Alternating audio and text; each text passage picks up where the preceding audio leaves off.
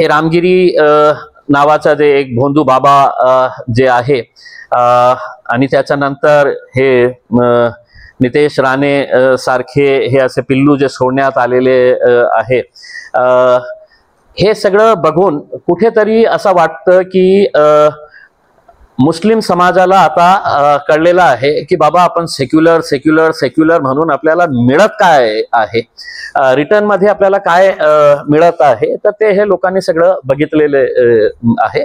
अशा परिस्थितीमध्ये आम्ही त्यांना स्पष्टपणे सांगितलं होतं की आपण चर्चेमध्ये बसले असते तर जे कमीत कमी सीट्स आम्ही लढायला तयार होतो, कमीत कमी सीट्स ज्याच्यामध्ये आमचा खूप चांगला प्रभाव आहे ते सीट्सवर आम्ही लढायला तयार होतो। पण तसा काहीही त्यांच्याकडून प्रतिसाद आलेला नाही आहे। आता आम्ही आमचा निर्णय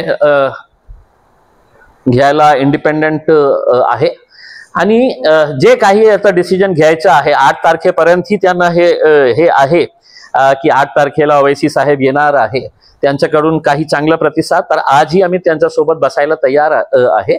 पण एकदा स्पष्ट करून टाका की तुम्ही आम्हाला पाहिजे का नाही पाहिजे असेल, नाही पाहिजे असेल तर एकला चलोरोची आमची तयारी आहे। मग जेव्हा आम्ही एकला चलायला सुरुवात करणार मग त्यावेळी निकालाच्या नंतर आमच्यावर बोट दाखवू नका की तुमच्यामुळे हे पडलं, यांना इतकी मत मिळाले होते, त्यांना इतकी मत मिळाले होते।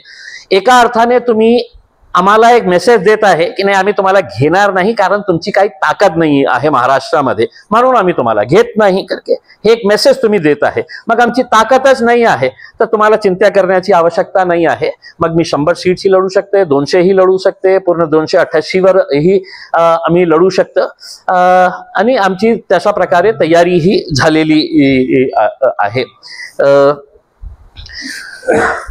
दुसरा म्हणजे रामगिरी नावाचा जे भोंदू बाबा, ज्याला आमचा पूर्ण विश्वास आहे की एकनाथ शिंदे साहेब जो महाराष्ट्राचे मुख्यमंत्री आहे ते महाराष्ट्राचे मुख्यमंत्री आहे, एका जाती धर्माचे मुख्यमंत्री नाही आहे।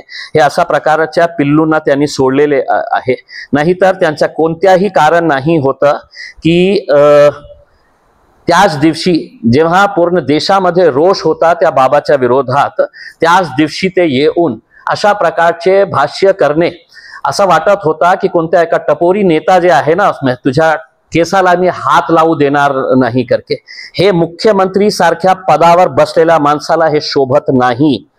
ते मुसलमानांचेही मुख्यमंत्री आहे, महाराष्ट्राचे मुख्यमंत्री आहे आणि जे महाराष्ट्राची एक परंपरा राहिलेली आहे ज्याच्या नावाने तुम्ही आपल्या भाषणाची सुरुवात करतो, छत्रपती शिवाजी महाराज, छत्रपती संभाजी महाराज, फुले, शाहू, आंबेडकर यांच्या नावाने, त्यांचा 1% गुणही आपल्यामध्ये नाही आहे। त्या दिवशी एकनाथ शिंदे साहेब तुम्ही सिद्ध करून दाखवले, ज्या दिवशी तुम्ही हे अशा प्रकारच्या घाणेरड्या प्रवृत्तीच्या महाराजांच्या तुम्ही पीठ थपथपवण्यासाठी आले होते। मग त्याच्यानंतर काय झालं, 58 FIRs देशमध्ये रजिस्टर करण्यात आलेले आहेत त्या भोंदू बाबाच्या विरोधात। 58